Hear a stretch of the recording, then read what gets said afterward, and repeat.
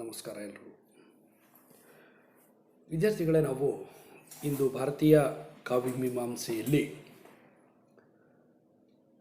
ಕಾವ್ಯದ ಸ್ವರೂಪದ ಬಗ್ಗೆ ಹಿಂದಿನ ತರಗತಿಯಲ್ಲಿ ತಿಳ್ಕೊಂಡಿದ್ವಿ. ಅದರ ಮುಂದುವರೆದ ಭಾಗವನ್ನು ಈಗ ನಾವು ತಿಳ್ಕೊಳ್ಳೋಣ. ಕಾವ್ಯದ ಸ್ವರೂಪದಲ್ಲಿ ಕಾವ್ಯದ ಲಕ್ಷಣಗಳನ್ನು ತಿಳಿದುಕೊಳ್ಳುವಂತಹ ಪ್ರಯತ್ನ ಮಾಡೋಣ. ಶಬ್ದಾರ್ಥ ಸಹಿತೌ ಕಾವ್ಯಂ ಎನ್ನುವ ಭಾಮಹನ ಹೇಳಿಕೆಯನ್ನು ನಾನು ಹಿಂದಿನ ತರಗತಿಯಲ್ಲೇ ಹೇಳಿದ್ದೇನೆ. ಕಾವ್ಯದ ಕುರಿತಂತಹ ಮೊದಲ ವ್ಯಾಖ್ಯೆ ಯಾವುದು ಅಂದರೆ ಇದೆ, ಶಬ್ದಾರ್ಥ ಸಹಿತೌ ಕಾವ್ಯಂ. ಶಬ್ದ ಮತ್ತು ಅರ್ಥದ ಸಹಿತತೆಯಿಂದ ಕೂಡಿರ್ತಕ್ಕಂಥದ್ದು ಕಾವ್ಯ. ಶಬ್ದ ಮತ್ತು ಅರ್ಥವನ್ನು ನಾವು ಬೇರೆ ಬೇರೆ ಮಾಡಿ ನೋಡೋದಕ್ಕೆ ಸಾಧ್ಯವೇ ಇಲ್ಲ. ಅವೆರಡು ಜೊತೆಯಾಗಿಯೇ ಇರತಕ್ಕಂಥವು. ಹೇಗೆ ಅಂದರೆ, ನಗು ಮತ್ತು ಮುಖದ ಮೇಲಿನ ಗೆರೆಗಳು. ನಾವು ನಕ್ಕಾಗ ನೋಡಿ ಮುಖದ ಮೇಲೆ ಗೆರೆಗಳು ಬರ್ತವೆ. ಆ ಮುಖದ ಮೇಲೆ ಗೆರೆಗಳು, ಆ ಮುಖದ ಭಾವನೆ, ಅದನ್ನು ಹೊರತುಪಡಿಸಿ ನಗುವನ್ನು ಹೇಗೆ ನೋಡೋಕ್ಕಾಗೋದಿಲ್ವೋ ಹಾಗೆ ಅರ್ಥವನ್ನು ಹೊರತುಪಡಿಸಿ ಶಬ್ದವನ್ನು ನೋಡೋದಕ್ಕಾಗೋದಿಲ್ಲ, ಶಬ್ದವನ್ನು ಹೊರತುಪಡಿಸಿ ಅರ್ಥವನ್ನು ನೋಡೋದಕ್ಕಾಗೋದಿಲ್ಲ. ಈ ಶಬ್ದ ಅರ್ಥಗಳು ಸಹಿತತೆಯಿಂದ ಇದ್ದರೆ ಅದು ಕಾವ್ಯ. ಅವೆರಡು ಒಂದುಗೂಡಿದ್ದರೆ, ಅವೆರಡು ಸರಿಯಾಗಿ ಸೇರಿಕೊಂಡಿದ್ದರೆ ಅದನ್ನು ಕಾವ್ಯ ಅಂತ. ಎಲ್ಲೆಲ್ಲೋ ಯಾವ್ಯಾವುದೋ ಶಬ್ದಗಳಿದ್ದರೆ ಅದು ಕಾವ್ಯ ಆಗೋದಿಲ್ಲ. ಯಾವ ಶಬ್ದ ಎಲ್ಲಿ ಇರಬೇಕು ಅನ್ನೋದು ಬಹಳ ಮುಖ್ಯ. ಅದೇ ರೀತಿ ದಂಡಿ ಹೇಳುವಂಥ ಒಂದು ಹೇಳಿಕೆ ನೋಡಿ, ಶರೀರಂ ತಾವದಿಷ್ಟಾರ್ಥವ್ಯ ವಾಚ್ಛಿನ್ನ ಪದಾವಲಿ. ದಂಡಿ ಹೇಳುವ ಮಾತಿದು. ದಂಡಿಯ ಕೃತಿ ನೆನ್ಪಿಟ್ಕೊಳ್ಬೇಕು. ಕಾವ್ಯಾದರ್ಶ ದೃಷ್ಟಿಯಿಂದ ಬಹಳ ಮುಖ್ಯ ಇವು. ಕಾವ್ಯಕ್ಕೆ ಶರೀರದ ಕಲ್ಪನೆಯನ್ನು ಕೊಟ್ಟದ್ದು ಮೊದಲು ಯಾರು ಅಂದರೆ ದಂಡಿ. ಶರೀರಂ ತಾವದಿಷ್ಟಾರ್ಥ ವ್ಯವಾಚ್ಛಿನ್ನ ಪದಾವಲಿ. ಮನಸ್ಸಿಗೆ ಇಷ್ಟವಾದಂತಹ ಪದಗಳ ಸಮೂಹ ಇರಬೇಕು ಕಾವ್ಯದಲ್ಲಿ ಅಂತ ಹೇಳ್ತಾನೆ. ಇವನು ಕೂಡ ಅರ್ಥ ಮತ್ತು ಪದ, ಅರ್ಥ ಮತ್ತು ಶಬ್ದಗಳನ್ನು ಬಿಡುವುದಿಲ್ಲ. ಬಹಳ ಮುಖ್ಯ ಕಾವ್ಯದಲ್ಲಿ ಅಂತ ಹೇಳ್ತಾನೆ. ಜಗನ್ನಾಥ ತನ್ನ ರಸಗಂಗಾಧರ ಕೃತಿಯಲ್ಲಿ ಹೇಳುವಂಥ ಮಾತು, ರಮಣೀಯಾರ್ಥ ಪ್ರತಿಪಾದಕ ಶಬ್ದ ಕಾವ್ಯಂ. ರಮಣೀಯವಾದ ಅರ್ಥವನ್ನು ಪ್ರತಿಪಾದಿಸುವಂತಹ ಶಬ್ದಗಳನ್ನು ಒಳಗೊಂಡಿದ್ದರೆ ಅದು ಕಾವ್ಯ. ರಮಣೀಯವಾದ ಅರ್ಥ ಅಂದರೆ ಲೋಕೋತ್ತರವಾದಂತಹ ಒಂದು ಆನಂದವನ್ನು ನೀಡತಕ್ಕಂತಹ ಅರ್ಥವನ್ನು ಕೊಡ್ತಕ್ಕಂತಹ ಶಬ್ದಗಳಿರಬೇಕು. ಅಲ್ಲಿ ರಮಣೀಯವಾದ ಅರ್ಥವನ್ನು ಕೊಡುವಂತಹ, ಸಾಮಾನ್ಯವಾದ ಅರ್ಥವನ್ನು ಕೊಡುವಂತಹ ಶಬ್ದಗಳಿದ್ದರೆ ಅದು ಕಾವ್ಯ ಅಲ್ಲ. ರಮಣೀಯವಾದ ಅರ್ಥವನ್ನು ಕೊಡುವಂತಹ ಶಬ್ದಗಳಿದ್ದರೆ ಅದು ಕಾವ್ಯ ಎನ್ನುವುದನ್ನು ಜಗನ್ನಾಥ ರಸಗಂಗಾಧರ ಕೃತಿಯಲ್ಲಿ ಹೇಳಿದ್ದಾನೆ. ನಾನು ಕಾವ್ಯದ ಲಕ್ಷಣಗಳನ್ನು ಅಂತ ಹೇಳಿಬಿಟ್ಟು ಬರೀ ವ್ಯಾಖ್ಯೆಗಳನ್ನು ಹೇಳ್ತಾ ಇದ್ದೀನಲ್ಲ ಅನ್ನಿಸ್ಬೋದು ನಿಮಗೆ. ಹೌದು, ಕಾವ್ಯದ ಲಕ್ಷಣ ಅಂದರೆ ಅದನ್ನು ಒಂದೇ ಒಂದು ಸಾಲಿನಲ್ಲಿ ಹಿಡಿದಿಡೋದಕ್ಕೆ ಸಾಧ್ಯ ಇಲ್ಲ. ಕಾವ್ಯ ಎಂದರೆ ಏನು ಅಂತ ಪ್ರಶ್ನೆ ಕೇಳಿದ್ರು ಅಷ್ಟೇ, ಒಂದೇ ಒಂದು ಸಾಲಿನಲ್ಲಿ ಹೇಳೋದಕ್ಕಾಗೋದಿಲ್ಲ. ಭಾಮಹ ಶಬ್ದಾರ್ಥ ಸಹಿತವು ಕಾವ್ಯಂ ಅಂತಾನೆ, ಈ ಜಗನ್ನಾಥ ರಮಣೀಯಾರ್ಥ ಪ್ರತಿಪಾದಕ ಶಬ್ದ ಕಾವ್ಯಂ ಅಂತಾನೆ, ವಿಶ್ವನಾಥ ವಾಕ್ಯಂ ರಸಾತ್ಮಕಂ ಕಾವ್ಯಂ ಅಂತಾನೆ, ದಂಡಿ ಶರೀರಂ ತಾವದಿಷ್ಟಾರ್ಥ ವ್ಯವಾಚ್ಛಿನ್ನ ಪದಾವಲಿ ಅಂತಾನೆ, ಪ್ಲೇಟೋ ಅನುಕರಣೆ ಅಂತಾನೆ, ಅರಿಸ್ಟಾಟಲ್ ಪುನರ್ನಿರ್ಮಿತಿ ಅಂತಾನೆ.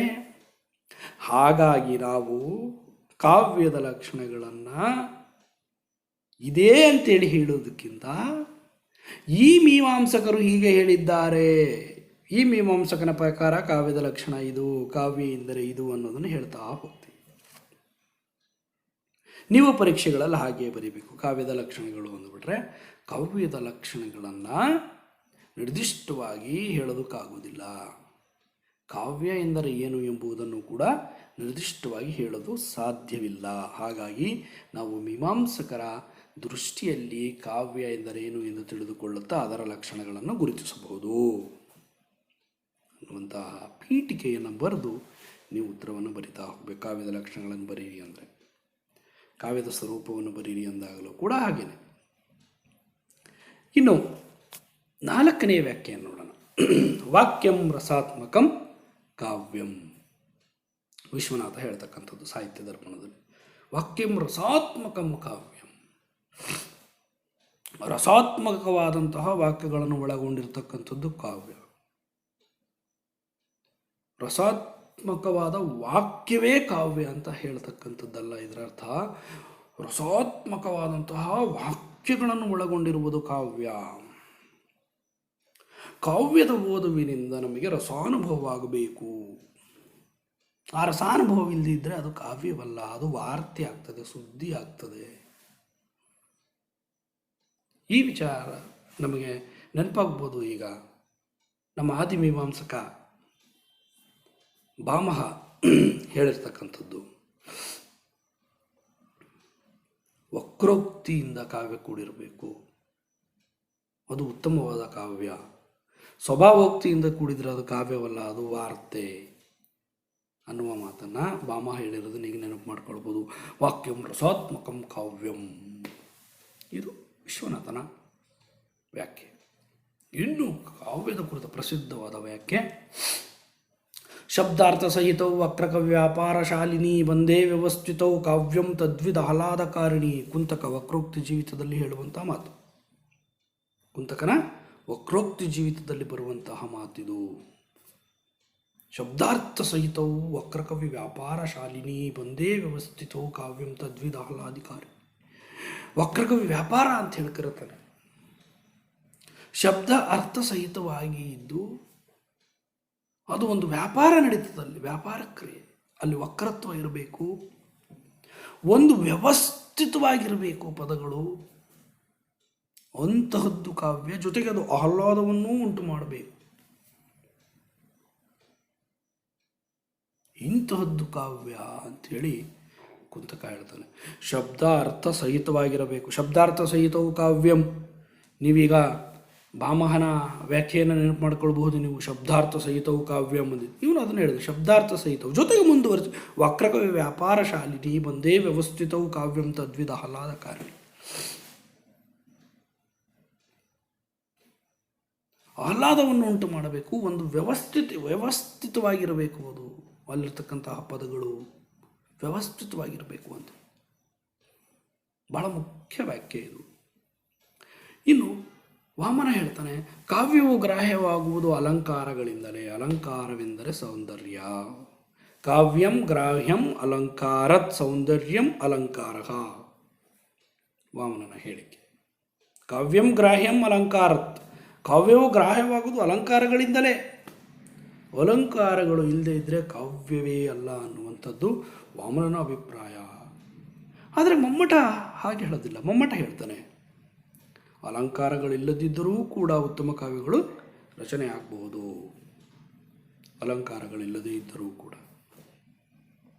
ಆದರೆ ನಮಗೆ ಈ ಮಮ್ಮಟನ ಹೇಳಿಕೆ ಅಲಂಕಾರಗಳಿಲ್ಲದೇ ಇದ್ದರೂ ಉತ್ತಮವಾದ ಕಾವ್ಯ ರಚನೆ ಆಗಬಹುದು ಅನ್ನೋದು ಇದು ಕಲೆಗೆ ಸಂಬಂಧಪಟ್ಟ ಹಾಗೆ ತುಂಬ ಸೂಕ್ತ ಅನಿಸುತ್ತೆ. ಯಾಕಂದರೆ ಕಲೆಯಲ್ಲಿ ಅಲಂಕಾರ ಬೇಕಿಲ್ಲ, ಅದು ಇದ್ದ ಹಾಗೆ ಇನ್ನೊಂದನ್ನು ನಿರ್ಮಾಣ ಮಾಡ್ತಕ್ಕಂಥದ್ದು. ಚಿತ್ರಕಲೆ ಆಗ್ಬೋದು, ಈ ಥರ ಆಗ್ಬೋದೇನೋ.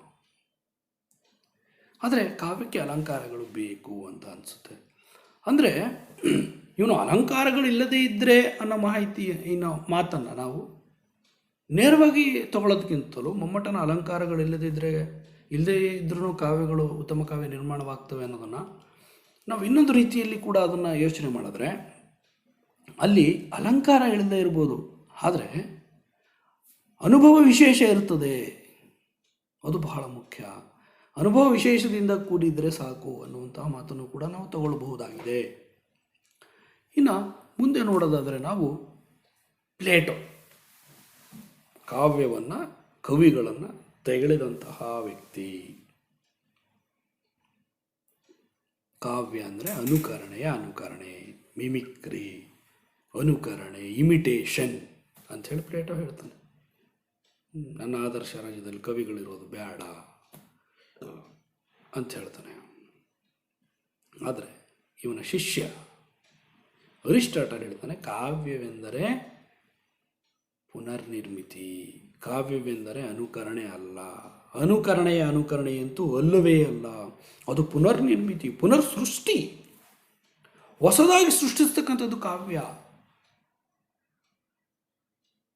ಪುನರ್ನಿರ್ಮಿತಿಯನ್ನು ಮಾಡ್ತಕ್ಕಂಥದ್ದು ಅನ್ನುವಂತಹ ಮಾತನ್ನು ಅರಿಸ್ಟಾಟಲ್ ಹೇಳ್ತಾನೆ. ಜೊತೆಗೆ ಹಾಗೆ ಮುಂದುವರೆದು ಕಾವ್ಯದ ಉದ್ದೇಶವು ಕ್ರಿಯೆಯಲ್ಲಿ ತೊಡಗಿರುವ ಮನುಷ್ಯರನ್ನು ಅನುಕರಿಸುವುದು. ಪ್ಲೇಟೋ ಏನು ಹೇಳ್ತಾನೆ, ಕಾವ್ಯ ಅನುಕರಣೆ ಅದು ವಸ್ತುಗಳನ್ನು ಅನುಕರಿಸೋದು ಅನ್ನೋ ಮಟ್ಟಕ್ಕೆ ತಗೊಂಡು ಹೋಗ್ತಾನೆ. ಆದರೆ ಅರಿಸ್ಟಾಟಲ್ ಹೇಳ್ತಾನೆ, ಕಾವ್ಯ ಅನುಕರಿಸುವುದು ಕ್ರಿಯೆಯಲ್ಲಿ ತೊಡಗಿರುವ ಮನುಷ್ಯರ ಕ್ರಿಯೆಯನ್ನು ಅದು ಅನುಕರಣೆ ಮಾಡ್ತದೆ ಅಂತ ಹೇಳ್ತಾನೆ. ತನ್ನ ಗುರು ಪ್ಲೇಟೋ ಹೇಳಿರುವ ಅನುಕರಣೆ ಎನ್ನುವ ಮಾತನ್ನು ಇಟ್ಕೊಂಡು ಅದಕ್ಕೆ ಬೇರೆಯದೇ ಆದ ಅರ್ಥವನ್ನು ಕೊಡ್ತಾನೆ ಅರಿಸ್ಟಾಟಲ್. ಆದ್ದರಿಂದನೇ ಅರಿಸ್ಟಾಟಲ್ ಕೊಡುಗೆ ಕಾವ್ಯಮೀಮಾಂಸೆಗೆ ಪ್ಲೇಟೋಗಿಂತ ಹೆಚ್ಚು, ಪಾಶ್ಚಾತ್ಯ ಕಾವ್ಯಮೀಮಾಂಸೆ. ಇನ್ನು ಈ ಅನುಕರಣೆ ಎನ್ನುವ ಮಾತು ನಮಗೆ ಭರತನಲ್ಲೇ ಕಂಡು ಬರುತ್ತದೆ. ಭರತ ಹೇಳ್ತಾನೆ, ಕೃತಾನುಕರಣಂ ಲೋಕೆ ನಾಟ್ಯಮಿತ್ಯಭಿಧೀಯತೆ ಯೋಯಂ ಸ್ವಭಾವೋ ಲೋಕಸ್ಯ ಸುಖ ದುಃಖ ಸಮನ್ವಿತಂ. ಭರತ ತನ್ನ ನಾಟ್ಯಶಾಸ್ತ್ರದಲ್ಲಿ ಹೇಳುವಂಥ ಮಾತುಗಳು.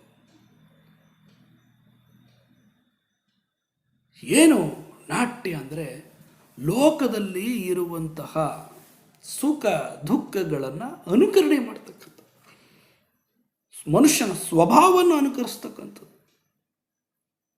ಅವರ ಕೃತಾನುಕರಣಂ, ಅವರ ಕಾರ್ಯವನ್ನು ಅನುಕರಣೆ ಮಾಡ್ತಕ್ಕಂಥದ್ದು.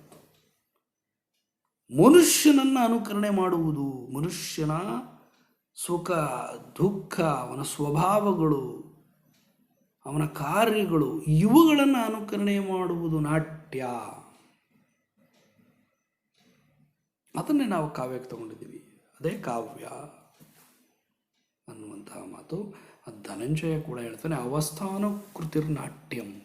ದಶರೂಪಕದಲ್ಲಿ ಧನಂಜಯ ಹೇಳುವ ಮಾತು ಅವಸ್ಥಾನುಕೃತಿರ್ನಾಟ್ಯಂ. ಅವಸ್ಥೆಗಳನ್ನು, ಮನುಷ್ಯನ ಅವಸ್ಥೆಗಳನ್ನು ಹೇಳ್ತಕ್ಕಂಥದ್ದು ನಾಟ್ಯ. ಅವನು ಆ ಮನುಷ್ಯನನ್ನು ಅಭ್ಯಾಸ ಮಾಡುತ್ತೆ ನಾಟ್ಯ. ಮನುಷ್ಯನ ಕಾರ್ಯವನ್ನು, ಅವನ ವ್ಯವಸ್ಥೆಯನ್ನು, ಅವನ ಸುಖ ದುಃಖಗಳನ್ನು ಎಲ್ಲವನ್ನು ಹೇಳುತ್ತೆ ಅಂತ ಹೇಳಿ ಧನಂಜಯ ತನ್ನ ದಶರೂಪಕದಲ್ಲಿ ಹೇಳ್ತಾನೆ. ವಿದ್ಯಾರ್ಥಿಗಳೇ, ಈ ಇಷ್ಟು ವ್ಯಾಖ್ಯೆಗಳನ್ನು ನೀವು ಇಟ್ಕೊಂಡು ಕಾವ್ಯದ ಲಕ್ಷಣಗಳನ್ನು ಬರಿತಾ ಹೋಗು.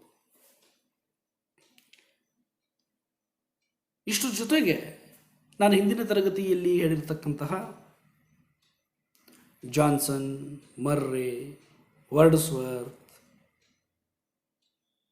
ಎಡ್ಗರ್ ಅಲನ್ ಪೋ ಇವರ ವ್ಯಾಖ್ಯೆಗಳನ್ನು ಕೂಡ ನೀವು ಇದಕ್ಕೆ ಬರೆಯಬಹುದು. ಜೊತೆಗೆ ಉಪಸಂಹಾರದಲ್ಲಿ ನಿಮ್ಮ ಮಾತುಗಳನ್ನು ಬರೀರಿ.